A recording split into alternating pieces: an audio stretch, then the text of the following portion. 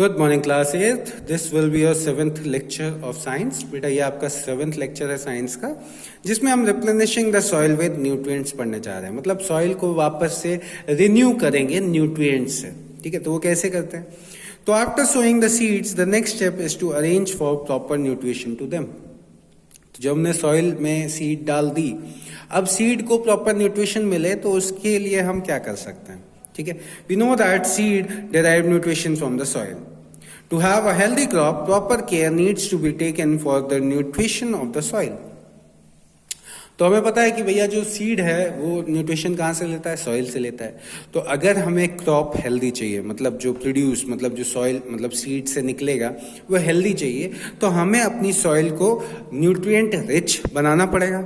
ठीक है, तो the nutrients need to be added to the soil at proper intervals of time. तो हमें अपनी सॉइल में न्यूट्रिएंट का रिन्यू करना पड़ेगा with time. The fertility of the soil can be increased और regained in two ways, by following some natural methods और by adding nutrients.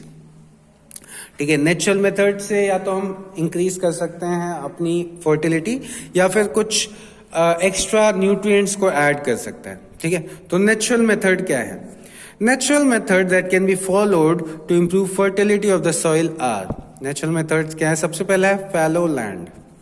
तो fallow land means the land is left vacant for one season so that the soil regains its fertility naturally. ठीक है, तो इसमें हम क्या करते हैं? हम अपने लैंड को खाली छोड़ देते हैं, जिससे कि हमारा जो लैंड है वो फर्टिलिटी अपने आप से गेन कर ले। ठीक है, मतलब अपने आप से खाली छोड़ देते हैं। फैलो मीन्स मतलब खाली छोड़ देते हैं। The fertility is regained by the action of insects and microorganisms present in the soil. तो fertility कैसे आ जाती है? जो हमारे insects होते हैं या microorganisms होते हैं ऑलरेडी सॉइल में, वो अपने आप से इंक्रीज कर देते हैं fertility सॉइल की। ठीक है, although this is an effective method, yet it results in huge quantity of uncultivated land every season. So this practice is not implemented often. ठीक है, तो होता क्या है, ये एक बहुत अच्छा मेथड है फर्टिलिटी इंक्रीज करने का, बट होता क्या है कि हम काफ़ी टाइम पीरियड, मतलब हमें एक सीज़न के लिए अपने लैंड को खाली छोड़ना पड़ेगा। एंड मतलब एक सीज़न लैंड खाली छोड़ने का मतलब क्या है कि हमारा क्रॉप प्रोड्यूस उस सीज़न में होगा ही नहीं। तो अगर होगा नहीं तो पहले तो डिमांड बहुत ज़्यादा बढ़ गई है। ठीक है, तो इस इतनी ज़्यादा इंक्रीज डिमांड को फुलफिल कैसे करेंगे? ठीक है, तो वो नुकसान होगा हर तरीके से। ठीक है, फार्मर का भी नुकसान होगा और एज कंज्यूमर्स हमें भी प्रॉब्लम होगी, क्योंकि हमारे पास प्रॉपर डिमांड को फुलफिल करने के लिए मटेरियल नहीं होगा। ठीक है, फिर है crop rotation. It is a technique in which the same crop is grown every alternative season.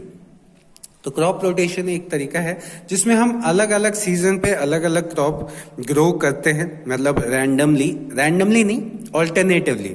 मतलब एक क्रॉप इस सीजन में, तो अगले सीजन में ये क्रॉप नहीं होगा, दूसरा होगा। ठीक है, फिर उसके अगले सीजन में जो पहले वाला क्रॉप था वो होगा। तो इस तरीके से क्या होता है, जब आप क्रॉप को वो करते हो, रोटेट करते हो, मतलब एक क्रॉप पहले, फिर दूसरा क्रॉप, फिर पहला क्रॉप, फिर दूसरा क्रॉप, तो इस तरीके से जब आप रोटेट करते हो तो सॉइल की फर्टिलिटी को इंक्रीज किया जा सकता है। ठीक है, for example cereal crops draw nitrogen from the soil. तो जैसे सीरियल क्रॉप्स हैं, ये नाइट्रोजन को सॉइल से निकाल लेते हैं। ठीक है, मान लो नेक्स्ट सीजन में हमने the rhizobium bacteria present in the food nodules of leguminous plant convert atmospheric nitrogen into the form of nitrogen used by plants. So in the next season, leguminous plants should be sown.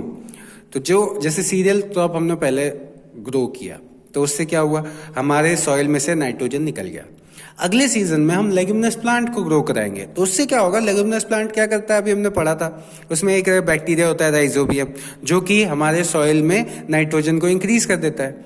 अब एक बार nitrogen निकल गई, अब दूसरे season में हमारा nitrogen rich हो गया वापस से, तो अब हम फिर से सीरियल ग्रो कर सकते हैं।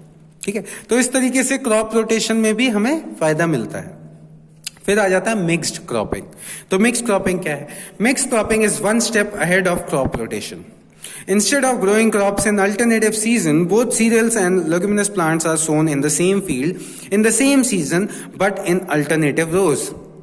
ठीक है, तो मिक्स्ड क्रॉप में हम क्या करते हैं, हम ये जो क्रॉप रोटेशन में अलग अलग सीजन पे कर रहे हैं, मिक्स क्रॉपिंग में हम एक साथ करते हैं। बस अंतर क्या होता है कि एक क्रॉप फिर दूसरा वाला, फिर एक पुराना वाला, फिर दूसरा वाला, मतलब रोज बना लेते हैं, अलग अलग रोज में अलग अलग क्रॉप ग्रो करते हैं। ठीक है, तो ये है आपका मिक्स्ड क्रॉपिंग। समझ में आया? तो ये था बेटा आपका नेचुरल मेथड्स।